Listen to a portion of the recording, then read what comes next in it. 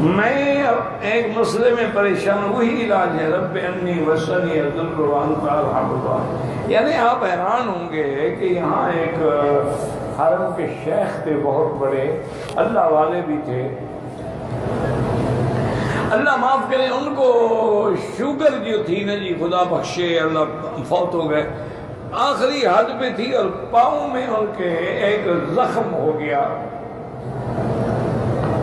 اور اللہ بچائے یہ زخم جو ہے نا، اگر شوگر ہو تو زخم ٹھیک نہیں ہو، ایک بہت بڑی مصیبت ہے۔ حتیٰ کہ دیکھا نہیں آپ نے بعض لوگ انگلیاں کاٹنی پڑی، پاؤں کاٹنے پڑے، ہاتھ کاٹنے پڑے، کیونکہ علاج ہی کوئی نہیں۔ ان کو بھی زخم تھا، اور اچھا خاصا زخم تھا۔ مجھے ایک ڈاکٹر تھے، وہ ڈاکٹر بھی بڑے اللہ والے تھے ماشاءاللہ، وہ ان کے والد تھے،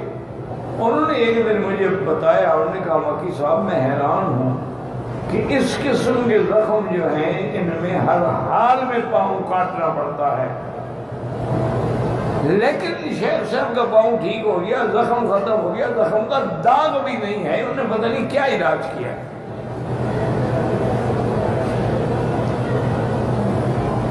انہوں نے کہا میں نے بڑی کوشش کی، مجھے تو نہیں بتاتے، میرے ساتھ بہت محبت کرتے تھے، ہم نے کئی سفر بھی اکٹھے کیے، تو ایک دن میں نے انہیں مجبور کیا، تو انہوں نے کہا کہ مکی صاحب یہ سب دعا ایوب کی برکت ہے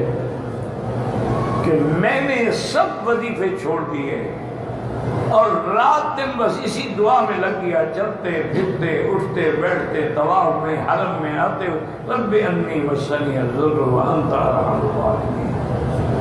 رب انی مسنی الضر وانت ارحم الراحمین۔ میں رو رو کے دعائیں مانگی، یا اللہ میں چلنے سے رہیں گے، ورنہ وہ ہمیشہ طواف کرتے تھے، صبح کو بھی رات کو بھی، میں اب طواف کیا، میں چل نہیں سکتا۔ وہ فرماتے ہیں کہ میں یہ دعائیں کرتا رہا، اللہ کی شان ہے کہ ایک دن صبح کو اٹھا وضو کے لیے، میں بڑی احتیاط، لیکن دیکھو زخم ہے ہی نہیں،